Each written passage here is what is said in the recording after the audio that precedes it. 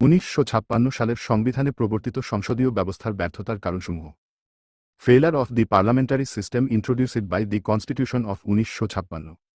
ভূমিকা। পাকিস্তান প্রতিষ্ঠার প্রায় 9 বছর পর 1956 সালে প্রথম সংবিধান প্রণীত হয়।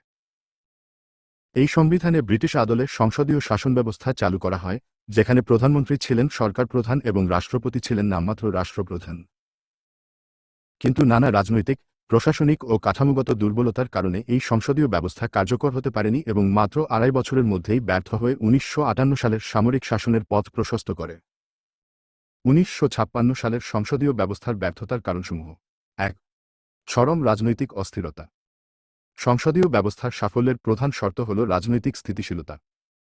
কিন্তু 1956-1958 সময়কালে পাকিস্তানের একের পর এক সরকার পতন ঘটে। ঘন ঘন প্রধানমন্ত্রী পরিবর্তন, জোট সরকারগুলোর স্থায়িত্বহীনতা, ফলে কার্যকর শাসন ব্যবস্থা গড়ে ওঠেনি। 2. শক্তিশালী ও দায়িত্বশীল রাজনৈতিক দলের অভাব।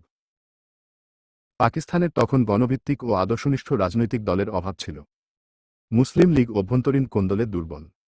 দলগুলো ব্যক্তিকেন্দ্রিক হয়ে পড়ে সংসদ কার্যকর ভূমিকা রাখতে ব্যর্থ হয়। 3. দলীয় শৃঙ্খলার অভাব ও দলবদল। সংসদীয় ব্যবস্থায় দলীয় শৃঙ্খলা অত্যন্ত গুরুত্বপূর্ণ। সংসদ সদস্যদের ঘন ঘন দল পরিবর্তন, স্বার্থান্বেষী রাজনীতি, সংসদ অকার্যকর হয়ে পড়ে। 4. রাষ্ট্রপতি ও গভর্নর জেনারেলের অতিরিক্ত ক্ষমতা।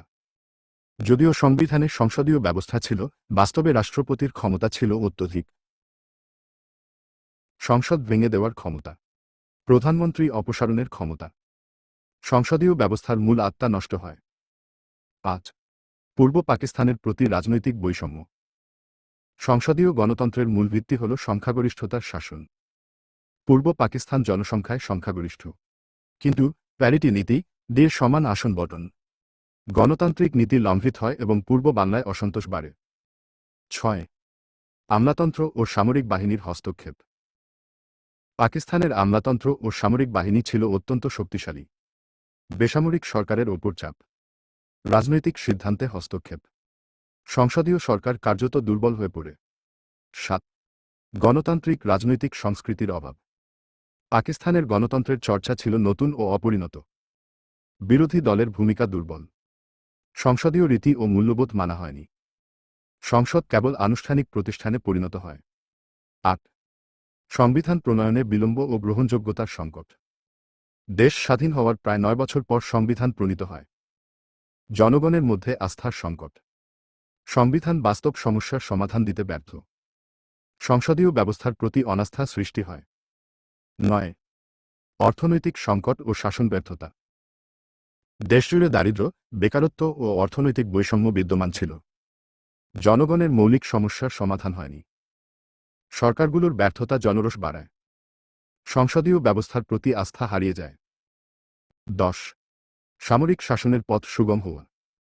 উপরের সব দুর্বলতার সুযোগ নিয়ে সামরিক বাহিনী রাজনীতিতে হস্তক্ষেপ করে। রাজনীতিবিদদের অযোগ্যতা, প্রশাসনিক অচলাবস্থা।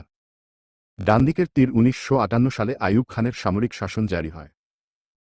সামগ্রিক মূল্যায়ন। 1956 সালের সংবিধানে প্রবর্তিত সংসদীয় ব্যবস্থা কাগজে কলমে গণতান্ত্রিক হলেও বাস্তবে তা কার্যকর ছিল না। রাজনৈতিক নেতৃত্বে ব্যর্থতা, পূর্ব পাকিস্তানের প্রতি বৈষম্য এবং সামরিক আমলাতান্ত্রিক আধিপত্য এই ব্যবস্থাকে ধ্বংস করে দেয়। উপসংহার। 1956 সালের সংবিধানে প্রবর্তিত সংসদীয় ব্যবস্থার ব্যর্থতা ছিল পাকিস্তানের রাজনৈতিক ইতিহাসে এক গুরুত্বপূর্ণ ঘটনা। এই ব্যর্থতা প্রমাণ করে যে কেবল সংবিধান প্রণয়নই গণতন্ত্র প্রতিষ্ঠার জন্য যথেষ্ট নয়। প্রয়োজন দায়িত্বশীল নেতৃত্ব, রাজনৈতিক স্থিতিশীলতা ও গণতান্ত্রিক সংস্কৃতি।